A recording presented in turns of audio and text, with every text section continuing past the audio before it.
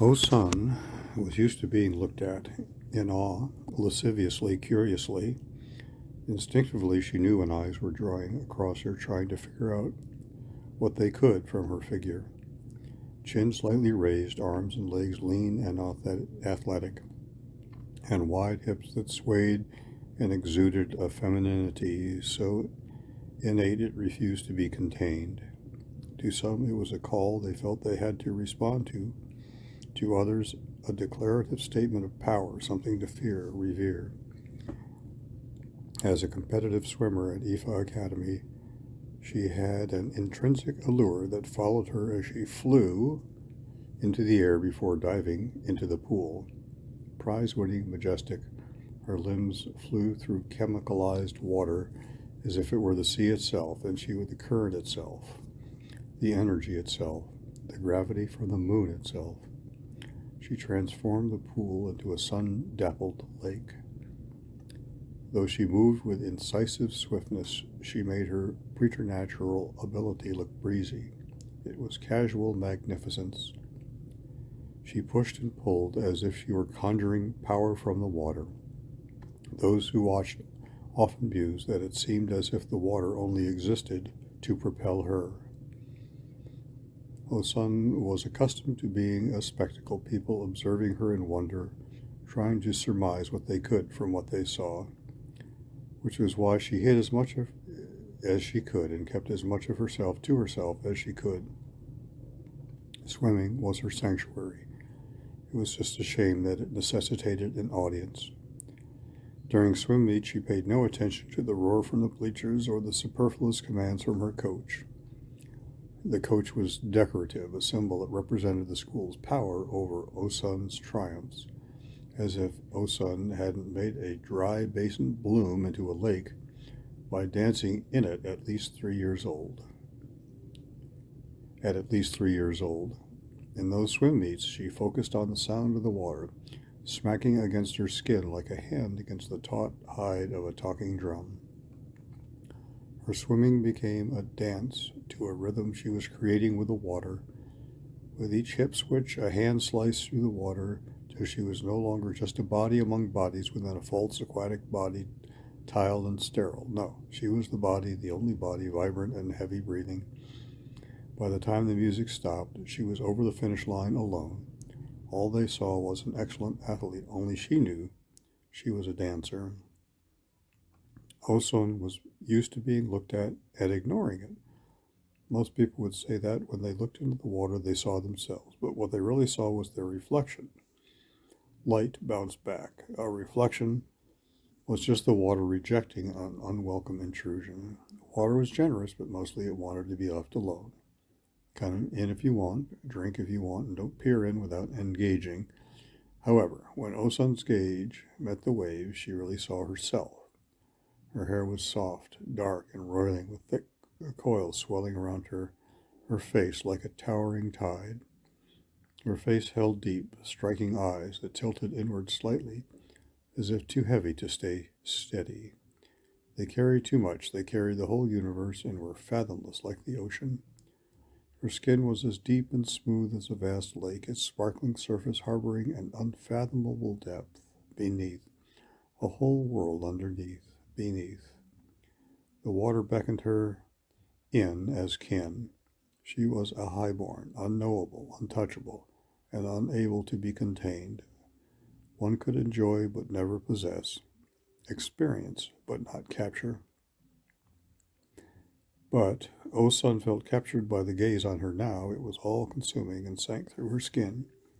She detected the most tucked away parts of her stirring, being drawn to the surface. She didn't know the source of it, but she felt it. She was sitting on a large hide-skinned mat at the Academy's celebration of the iteration of the Ojuda Abba Festival, with a loose smattering of people who like to call themselves her friends, drinking palm wine from coconut cups, her lips glistening with fried sweetbread oil, observing the festivities. The air swelled with the laughter, music, and the scent of fried plantain, roasted meat, and spiced rice. Ebony horses in colorful leather swayed, their manes entwined with red, yellow, and green ribbons, and were led into the parade by the Academy's jockeys, who matched their steeds' majesty with brightly dyed, flowing agbadas and fila. They directed their horses through elaborate routines with elegance and expertise, despite their heavy, cumbersome outfits. Talking drums were having loud conversations orchestrated by the tellers, the elite drumming league of the Academy, who learned and recorded history through music. They spread news, provided entertainment, and bantered through verse. Their chests were bare, gleaming, and their arms were tense as they slapped and tapped the hide skin with both palm and stick, alternating in notes and somehow gleaning harmony from each strike. Students were dancing to the tale of their town's origin, to love stories told through cadence, laughing, waists rotating, and feet blowing up red dust as they pounded. They celebrated the gods and goddesses who comprised their alumni, those who had ascended to the highest of heights. All throughout the merriment, Osun felt that look searing across her skin, making her heartbeat quicken, so it syncopated with the sound of the drums. Part of the reason Osun didn't know who was looking at her was practicality. She couldn't turn to see. Her neck was secured under the firm, sinewy arm of Sango, student chief-elect of Ifa Academy, captain sports player of all the sports, captain girl player of all the girls, with a charm as ferocious as his temper and gray eyes that lightened and darkened according to his mood.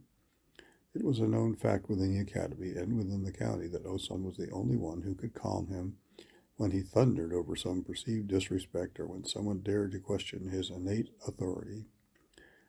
Osun was the only person who saw Sango's eyes slide from slate to silver close up. She would walk into the midst of a brewing fight, the crowd parting way for her, and lay a hand across his tense jaw and look up at him. Murderous fire would turn to amorous flame, angry gusts of air into soft billowing breath. She would take his hand and lead him out of his own chaos. All of Sango's girls, it didn't matter because Osun knew. She was all of them put together and more. They were just iterations of her, splintered into lesser forms. There was a smiley girl who lived a few compounds away from the Sango, whom he liked to spend time with. Osun didn't mind this. Osun knew that when she smiled, rare, but it happened, it was as bright and as intense as the sun at noon. It could intoxicate those around her into such euphoria that when the high ebbed, they felt like they were plummeting into the depth of all the despairs of the world compounded. Osun didn't know what would happen if she laughed. She never did. There was the girl whom Osun had constellation observation class with. Sango often visited her after festivities, loosened with palm wine. She was a girl who acted as if she hadn't drunk since the moment she was born, and whose thirst could only be satisfied by Sango's sweat on her tongue. Osun didn't mind that either. Osun knew that when they were together, Sango drowned in her, died, and came back to life in her, and that when their hips rolled together, it was stormy waves, almighty, thrilling, terrifying. She knew she tasted like honey and liquor, and that she left him both satisfied, satiated, and insatiable, tipsy and all at her whim. Osun knew that she was all Sango ever wanted and more. She knew it was the more that terrified him, the surplus taunted him.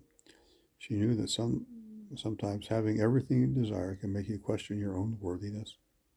Sango didn't like the taste of his own insecurities. He never liked to wonder whether he was enough to match her too much. So he had to seek balance with the diluted derivations of her.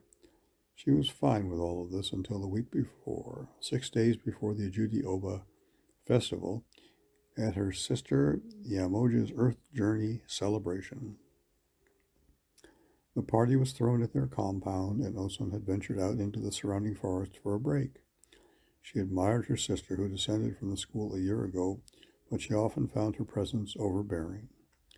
When Yamoja laughed, it sounded like waves crashing against the shore, and often Osun felt like the craggy cliff walls the waves cuffed against and eroded. The two sisters had the same face poured into different forms. Osun felt her sister was a more sophisticated version of her. Yamoja was taller and lither, whereas Osun was shorter and curvier, defying the prototypical mold for athleticism. Yamoja was an expert sailor, often leading teams of 40 or 50 vessels on voyages of exploration. She had mastered the waters so that she needn't ever submerge. Osun felt weak for needing to feel the ebbs against her skin. Yamoja highlighted what Osun lacked, and though Osun loved her sister and her sister loved her back, she couldn't help but feel lesser around her. People hung on to Yamoja's every word, and Osun watched them do it, saw them use those words to hoist themselves up spiritually, charmed and bolstered by Yamoja's presence. Seeing this, Osun had tried to strike up conversation at that party in a valiant attempt to emulate her sister's charisma, but she found that when she spoke to people, they watched intently as her lips moved, their eyes following how her mouth shaped words rather than listening. So Osun left the teeming party and went for a walk through the forest, aiming for the river, a place where she felt peace. It was a surprise when through the thicket by the riverbed she saw the broad, muscular shoulder of Sango, who a mere 30 minutes earlier had wrapped a thick arm around Osun's waist, pulled her to him, and whispered that she was his love, and that it pained him that he had to socialize when all he wanted to do was be with her, but that he needed to collect more ale from the cellar with a few of his men. Now that arm was around someone else. Through branches that seemed to cower in embarrassment, Osun saw that Sango's neck was bent as he whispered something into that someone else's ear before kissing it, and then said louder, "Osun doesn't like to dance. I miss dancing. Dance with me." He moved slightly to reveal Oba, Sango's former lover friend, pre-Osun, her baby round eyes soft and stupid, small pretty flower mouth, waist moving with smooth, respectful reverence as Sango called to her with his hips, jutting in response to the beat of the faraway drums. The way her waist moved was polite and coy, technically rhythmic, but with no fire of its own. Even in dancing, she was bowing for Sango. Osun rolled her eyes. This Osun hadn't been fine with. Oba was meek and irritatingly sweet, a sweetness that Osun found cloying. Even after Osun had successfully captured Sango's attention, Oba had been kind to Osun, insisting that she held no ill feeling, that all she ever wished for was Sango to be happy. Osun had found this exceedingly pathetic and would have had more respect for the girl if she had sworn a vendetta, if she had told her to her face like a warrior that she would not be letting him go. However, Oba's involvement was not what struck Osun so hard in her chest that she almost stumbled back. It was Sango's words. It was a lie. Osun loved to dance. She and Yamoja danced by the seashore every night at sunset, drum beats rising from the ocean for them, their laughter melding with the roar of the tide. Osun danced every time she was in the water. She thought that Sango at least saw that. Through everything, the one thing that kept her tethered to Sango was that he saw her. They saw each other, sometimes not often, but sometimes. When she was with Sango, she felt close to how she felt when she was in the water. She realized now that this was an illusion. Sometimes, when you are hungry enough, you will get the ghost taste of sweetbread in your mouth. It will make you hungrier, though, and emptier, and sometimes you won't know how truly bereft of food you are until it's too late. After a few moments, Oba saw Osun through the branches and froze. Sango followed Oba's gaze, saw Osun too. His eyes flashing in alarm, a bolt across his face. Osun observed his eyes slide from silver to slate. He stepped forward. Osun raised a hand. Oba looked sorry for Osun, which made Osun feel sick to her stomach. So Osun smiled, wide and beautiful, dazzling and terrible. It made Sango call on the rain clouds for anchor, and the sky turned gray. It made Oba feel like she was submerged in the river behind her, unable to breathe, to see, to speak. Then Osun turned around and returned to the party as if nothing had happened. After that day, Oba found that the ear that Sango had whispered in felt like water had plugged it. Try as she might, nothing would pour out. Herbalists couldn't fix it. Priests feared it. It forever felt as if she were half submerged in the river. From that day on, Sango was too terrified to speak to Oba ever again and didn't dare visit his other girls. For reasons Osun could not confess to anyone, not even herself, she stayed. Sango still never asked Osun to dance. He was talking to his boys now, palm wine sloshing out of his cup. Osun rolled her eyes. Sango loved an audience, adored holding court, regaling with all his stories from sports tournaments, from the places he visited and sought to conquer when he ascended the academy. His people laughed on cue, a chorus and a call and response tale, unable to display anything but sycophantic joy, as Sango told of how once a market man refused to sell a lion skin cape to him. The man had told him the cape was for men with honor, and that he hadn't seen enough in Sango to sell it to him. I told him I would rule over him one day. Old fool said that he knew. He said that he hoped that I would accrue enough honor for the lion skin, that my back would become broad enough for it. Can you imagine? A whole me who can carry an ox on his back, 2 oxen? I thought he must have surely been joking. Sango spat into the earth as his eyes melted into something darker than slate at the memory, so I laughed in his face. With Sango's angry laughter came thunder, and with thunder came lightning. The only problem was that now the lion skin was stained with ash, dyed with idiot. His court roared with jest. Osun felt ill. Take a little pause. Okay, we are on. She shrugged Sango's arm off her neck, feigning that she was readjusting the multicolored beads that hung around her throat. The feeling of being watched grew more intense. She turned around, and through the heated dancing body she saw a tall, lithe, muscular figure leaning against a tree. His arms looked like branches, twined to make a tree, and so it almost seemed as if he were mocking the fever tree's strength. He was eating a rose apple, white teeth sinking into membrane and then flesh. Playful eyes never leaving Osun's. His left ear glinted with a silver crescent, cuffed into his lobe, and it matched the flash in his eyes. It was different from the light she saw in Sango's eyes, which was entirely indicative of himself, his whims.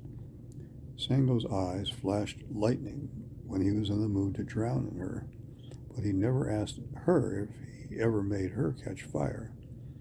This man's eyes were calling her, pressing through her. He was seeing into her, and he wasn't bowing.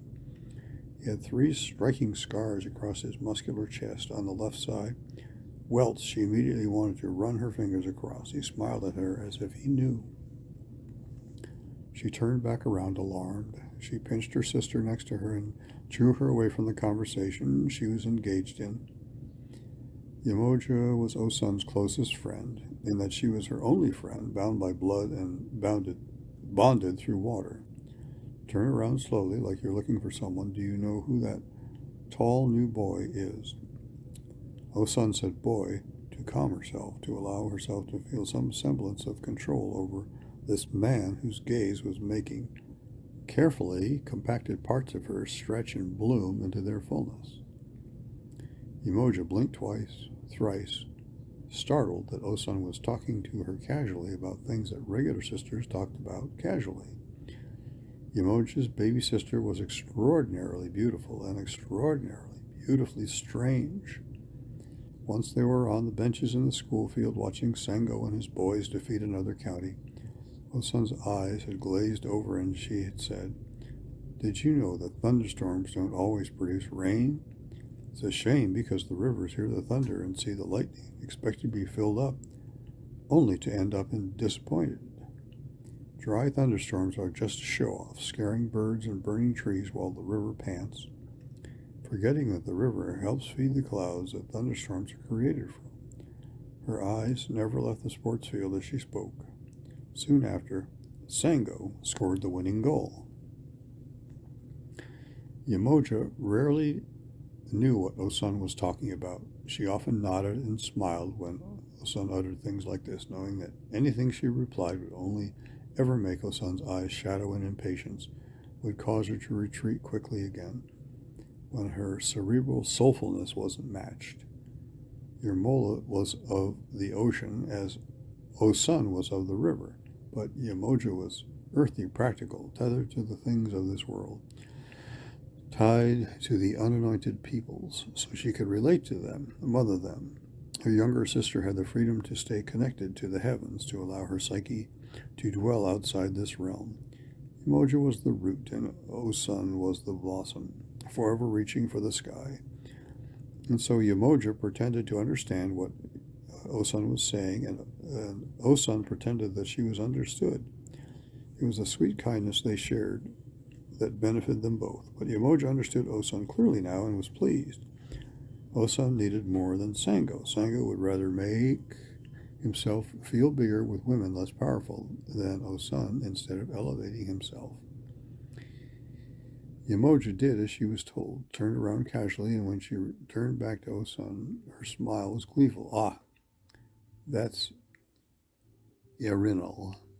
Erinal. He is joining the academy next season. He won the county-wide competition for a spot and was invited to this festival as an early introduction. They'd shift away from Sango and his boys, not that it mattered. They wouldn't have been able to hear the sisters speaking over the sound of their own voices and the giggling girls surrounding them anyway. Osun nodded and sipped at her palm wine. Yamoja smiled wider. Osun barely drank. What won him a place in here? Their academy was sensitive, a training academy for the gifted. One was either born into it being of celestial heritage, high blood, like Osun, Yamoja, and Sango, while others were scouted for their particular skill, sourced through tales of power and often mysticism throughout the counties. They were known as the Earthborn of the rooted realm. Hunting my heart, Yamoja said, allowing herself the indulgence of using an intimate term of endearment. Good morning. To Yamoja's pleasure, Osun didn't flinch. Osun nodded and poured more wine into both their bronze cups from a gourd. So he's an Earthborn. Yamoja shrugged. Aburomi, it means nothing. We are all equal here. Those who are supposedly highborn often act like they were born beneath ground. Yamoja sidled her eyes to where Sango was sat, tipsily jeering, and Osun bit into her smile. Yamoja continued, shuffling closer to Osun so their shoulders were touching. If strangers saw them, they might have presumed they'd always been this way, companions, confidants, sisters by blood and friends by choice, that they sat between each other's knees and braided each other's hair while gossiping as ritual. He is a master bowman, farmer too. It said he can bring crops to life with a touch. Good with his hands. She had a knowing, playful look at Osun, and to Yamoja's surprise, Osun allowed herself a tiny fraction of a smile. It made Yamoja feel like she'd won something, and she felt bolstered to continue. It said that the scars on his chest are from when he fought a lion. They say the lion wanted to eat his heart for his strength. Osun took a sip of her wine, or the lion wanted to eat his heart because it was a lion. To Osun's surprise, Yamoja released her ocean roar of a laugh. It bubbled out of her. People didn't often laugh around her. Did she say something funny? She wasn't aware, but she found she liked the feeling of being enjoyed for what she freely gave. Well, Erinal won clearly, as you can see. Osun looked up and saw that Erinal was now in front of her in the middle of the courtyard, a talking drum leaning against his taut torso and his arm joining in with the music. Her eyes dropped, and she realized that around his waist was a wide strap of tanned, sandy hide over his deep, rust-hued woven cloth, lion skin. Erinal was smiling as he made the talking drum sing, joining in easily with the tellers. The tellers were notoriously unwelcome to newcomers, an elite band of expert musicians who came from expert musicians. But here they were, fooling him in, and Erinal not only matched them, he made them better. Now that he was closer, she could examine him more. His skin was a deep reddish brown, the exact tone of the earth by the riverbed at her favorite place to swim. May I speak with you? She heard a low, cool voice that she somehow knew belonged to Erinal, and yet his mouth didn't open. His eyes were trained on her intently. She held still. Osun was very sure that he had spoken without speaking. It seems that you already allowed yourself that honor, Osun dared to think, playing with the notion that he might hear her. From the broadening of his smile and the light in his eyes, it was clear that he had. No, I was just knocking, testing, seeing. We both know that. If you didn't want me to speak with you, I wouldn't be here. Osun could see now that time had stopped, or at least it had been suspended. The red earth and deep green of the forest melted into a thick smog. Sango's laughter sounded as if it had been submerged in water, and her sister's warmth had ebbed away. Everybody was a blur. The festival was occurring in slow motion, as if it were a dream. She found that she was now standing opposite Arenal, inches away from him, close enough to reach out and touch the ridges of his scars, if she were so inclined. Osun forced her eyes away from his chest and directed them plainly into his. Why would I want you in my mind? I don't know you. Arenal's gaze made Osun's blood blaze beneath her skin. I don't know you, but you've been in my mind, I guess, just not in the same way, not in this literal sense. Osun tried to swallow her curiosity. She wasn't used to the taste, but as she rarely found what men said to be interesting, but it rose back up to push a question from her lips. In which sense, then? In the sense of a young man wondering about the woman who would one day hold his heart.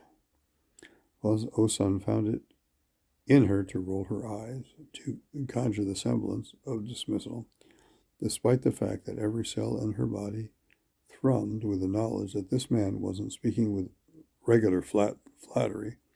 This wasn't an attraction tethered.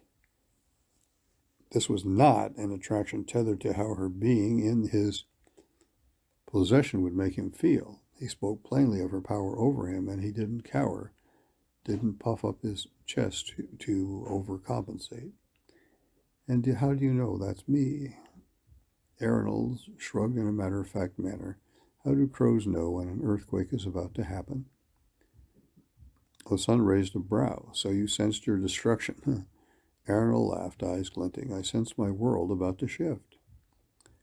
Osun's heartbeat was steady at all times, but now it was frantic, hectic, at odds with the stillness surrounding them. Osun cleared her already clear throat. So is this your power, summoning people out of the world and meeting them in their own? Arenal stepped closer to her. It's your power. You called me here. I am Earthborn. My gifts were blessed to me, but I read that sometimes this can happen when two energies find something in one another that compels them to each other. And what about you should compel me, aside from his smile, his warmth, and the fact that she felt herself unfurling around him? I don't need anybody. Arenal laughed and nodded. I am aware. It's not about need, but desire.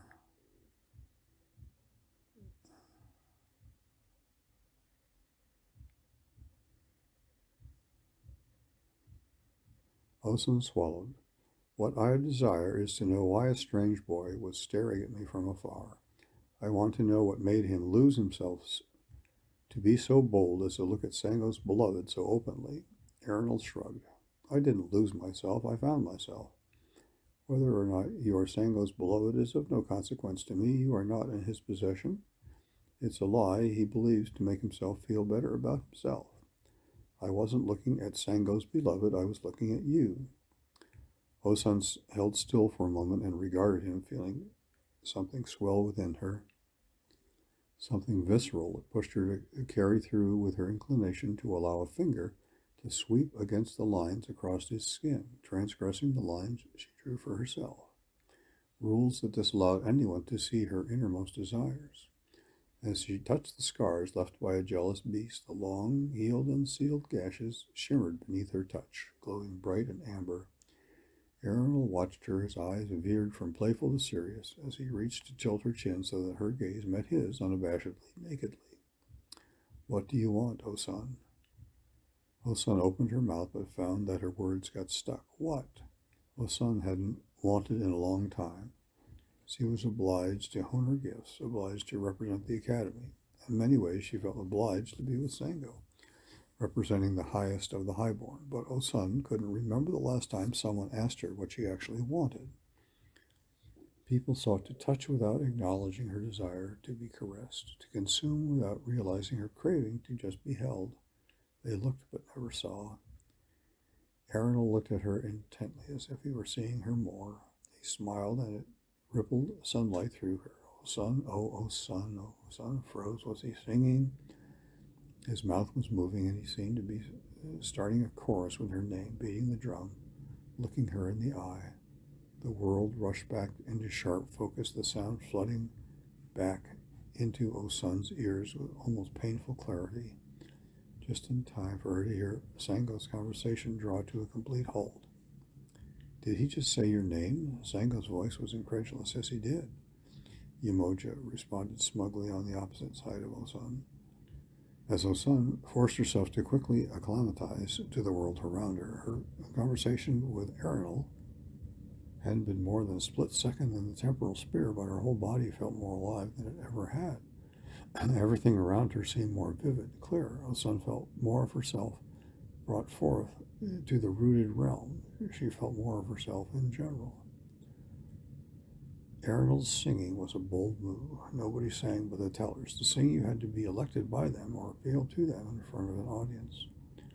Nobody sang directly to others unless they were friends teasing each other. Friends congratulating each other, or if they were initiating courtship. It was more than being able to hold a note. One had to be able to draw a song on the spot. It could not be pre-composed. It's how you knew it was from the heart, and had to be from the heart. Sango had never sung to her. Sango had never sung to anyone. He prided himself on never having to. Osun could hear Sango beginning to thunder next to her, and she turned to him, allowed her eyes to be as fathomless as possible. Be still. Sango's jaw tightened, but she felt the rolling of his thunder subside immediately. Whether he liked it or not, Osun had his heart in her palm. She scared him. The whole festival had now turned to pay attention to the spectacle. Arenal's small hooked cane beating an intricate, delicate tune that seemed to conjure up the image of Osun. It rolled like the gentle ebbs of a river. It sounded sweet and fierce and plush. Arenal was walking slowly up to her, drum slung across his torso, gripped under his arm as tightly as his eyes gripped onto hers. Osun, may I borrow you? I will kill 1,000 lions for your dowry. Scale mountains to pluck the stars for your wedding jewels. Slap the clouds to make them cry, so your rivers will always overflow. Osun laughed. That was what she wanted to do. She wanted to laugh, to allow all the parts of her she tucked away to flow freely, to escape the trappings of expectation, to be. People gawked, and no one had ever heard her laugh before. Sango had never heard her laugh before. It sounded like birdsong in the laps of a river. Arenal was beckoning her, looking directly into her eyes. The timbre of his voice made her blood thrum and the hairs on her skin stand up. Osun suddenly felt lifted as if she were swimming. The drum beats felt like waves crashing against her skin, beckoning her as kin. Stand tall, my queen, I would give you the universe, but how can I gift you to you? So I will give you my heart strong and true. I cannot conjure thunder, but I will plant a forest for you, sow flowers that bloom in your presence, fruit that tastes like your essence. It was supposed to be bawdy. These songs usually were. However, the way he sang caused electrical currents to course through Osun's body in a different way from when she was with Sango. These currents depended on her as if his energy caught fire through contact with her. Yet she had to agree to it for it to blaze. Arenal was now in front of her. Osun, oh Osun, my beat is calling your waist. Won't you answer? Won't you answer? You look like a woman who loves to dance. Osun got up, legs unfolding easily beneath her as the clouds above rolled. She paid no attention to Sango. She followed Arenal to the middle of the courtyard and allowed her hips to switch with the beat, her arms to sway with the air. laughing as she did so, as Arundel bent low with his drum and dipped and rose as she moved, responding when she called with her waist. There was thunder, but Arundel's drum rose above it, interlaced with Osun's laugh. There was lightning, but Osun's smile outshone it. Osun was used to being looked at, but from this moment she would become used to being seen.